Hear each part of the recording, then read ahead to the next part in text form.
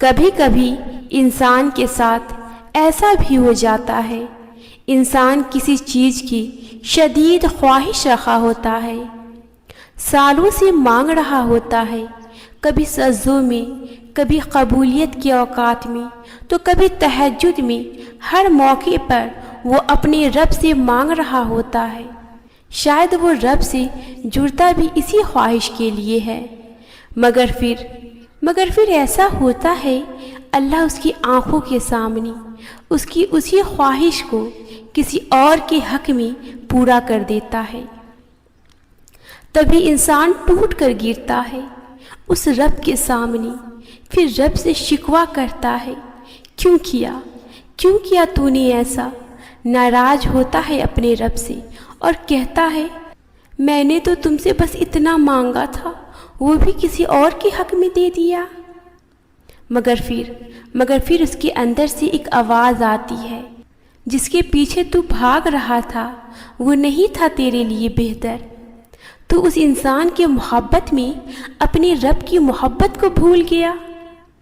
مگر اچھا ہوا تجھے سمجھ تو آئی کہ حقیقت کیا ہے، تجھے کس سے جڑنا ہے، تجھے کس کی سجدہ کرنا ہے، تجھے آنسو کس کے لیے بہانا ہے۔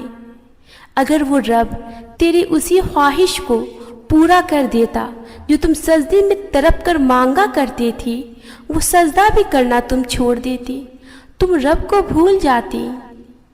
تیرا رب ایسا نہیں چاہتا تھا کہ تو اسے بھولے، اس لیے اس نے تیرا دل توڑا تاکہ تو اس رب سے جڑ جائے، اور وہ رب تیرے دل کو اپنی محبت سے بھر دی۔ ہاں، بعض اوقات کبھی ایسا بھی ہوتا ہے، کچھ خواہشات کا پورا نہ ہونا ہمارے حق میں بہتر ہوتا ہے۔ وقتی طور پر دل کا ٹوٹنا بھی اس رب سے جوڑتا ہے۔ ہمارا کسی چیز سے لگاؤ یا محبت کرنا غلط نہیں ہوتا، بس ہمارے انتخاب غلط ہوتی ہیں، وہ چیزیں بری ہوتی ہیں جنہیں ہم اپنے لیے چن لیتے ہیں، بس اس لیے وہ تکلیف کا باعث بنتی ہے۔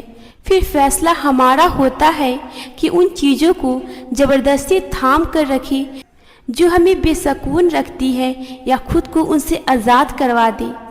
نصیب سے لڑ کر، اللہ کے فیصلوں کی بے ادبی کر کے نہ کبھی کسی کو کچھ حاصل ہوا ہے اور نہ حاصل ہوگا۔ ہم وہ چیز نہیں جان سکتے جو اللہ جانتا ہے۔ جو چیز تمہیں اچھی لگ رہی ہے، اگر وہ نہیں ملی تو اس میں تمہارے لیے کتنی بہترین تھی اس کا اندازہ تم نہیں لگا سکتی۔ سکون من پسند چیزوں میں نہیں ہوتا، سکون اللہ کے فیصلوں پر راضی ہونے سے ملتا ہے۔ اگر تمہیں لگتا ہے جو تمہاری چاہت ہے اسے پانے سے ہی تمہیں سکون ملے گا، تو کیا آپ نے سوچا ہے اسے پا لینے سے بھی سکون نہ ملا تو کیا کرو گے؟ اگر اللہ کو ناراض کر کے کچھ حاصل کر بھی لو تو آخر کب تک خوش رہو گے؟ اور اگر اپنی چاہت کو پا لینے سے بھی بے سکونی زیادہ بڑھ گئی تو کہاں جاؤ گی؟ کس کو بتاؤ گی کہ یہ تمہارا انتخاب تھا؟ یہ بے چینی اور بے سکونی تمہاری اپنی فرمائش تھی۔ تم کہانی کے اختتام میں اللہ کو قصوروار ٹھہراتے ہو، مگر یہ نہیں سوچتے ان چیزوں کے پیچھے بھاگنے کا فیصلہ کس کا تھا۔ ہاں، دعاؤں سے نصیب بدل جاتی ہے، مگر اس کا مطلب یہ تو نہیں کہ اللہ کے بجائے لوگوں کے پیچھے بھاگنا شروع کر دیا جائے، ان کے آگے ہاتھ پھیلانا شروع کر دیا جائے۔ اپنی ایک پسند کے لیے تم کائنات کی ہر سے چھوڑنے کو تیار ہو جاؤ، یہاں تک کہ اپنے ہی ذات اور اپنی ہی جان پر بھی رحم نہ کرو۔ یاد رکھو، دنیا سے رابطہ ٹوٹ بھی جائے تو انسان جی لیتا ہے، لیکن اللہ سے رابطہ ٹوٹ جائے تو انسان ختم ہو جاتا ہے۔